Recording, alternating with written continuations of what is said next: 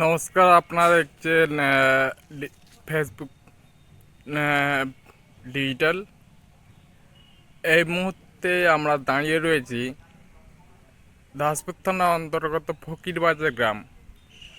দেখতে পাচ্ছেন বন্যার জল এবং বৃষ্টির জলের ফলে এলাকার চারিপাশ ডুবে গেছে এবং চারিপাশে জল ঠেলা দিচ্ছে লোকের বাড়ি এবং বাথরুমের ভেতর পর্যন্ত জলে ভর্তি।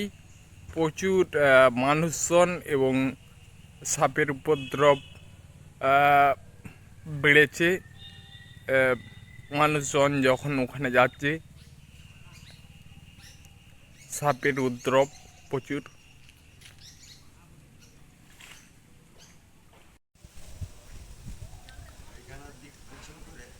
দেখতে পাচ্ছেন অবস্থা কেমন, কারণ চারিপাশ জলে ভরে গেছে এবং এই যে জল পাস হওয়ার এখানে নালা ছিল, নালায় একটি পোল ছিল, এই পোলটি আটকানোর ফলে চারিপাশ ডুবে রয়েছে এবং মানুষজন খুব অসুবিধার মধ্যে পড়ছে।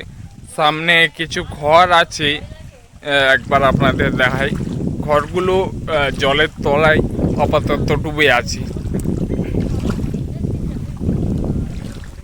দেখতে পাচ্ছেন পুরো জলে ভর্তি। জলের চাপে লোকের বাড়ির রান্নাঘর যে থাকে সেটি পড়ে গেছে এবং বাথরুম কেউ জলের ঠেলে পড়ে যাওয়ার সম্ভাবনা রয়েছে এমনটা জানাচ্ছে।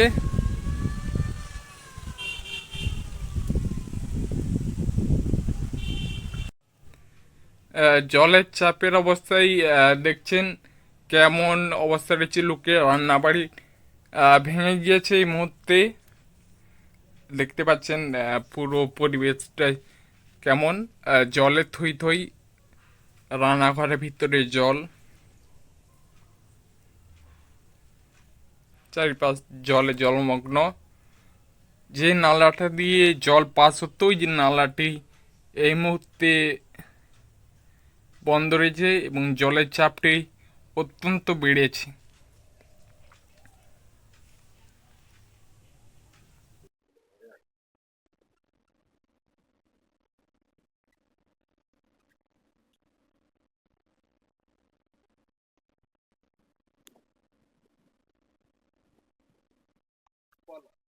হ্যাঁ, আমি ভিডিও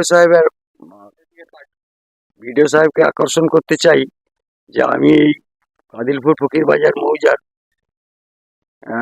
এখানে বাড়ি।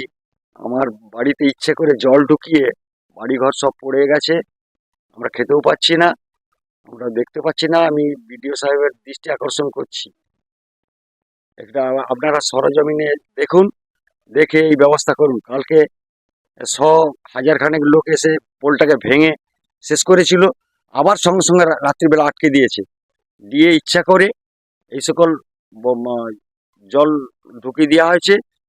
বাড়ি ঘরের জন্য আমরা অসহায় হয়ে পড়েছি, এই জন্য আপনার বিডিও সাহেবের দৃষ্টি আকর্ষণ করছি।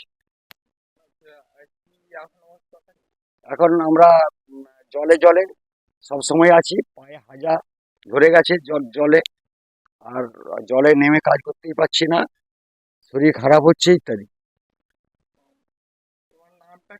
আমার নাম শশধর কাবড়ি, ফকির বাজার।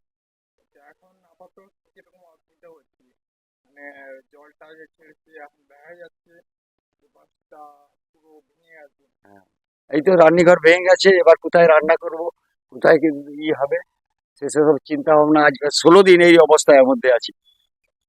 আপনার লোক যদি থাকে আপনি সরজমিনে তদন্ত করুন, নাহলে আমরা মরে যাই। আচ্ছা, আপনার নাম? আমার নাম শশধর কাবড়ি।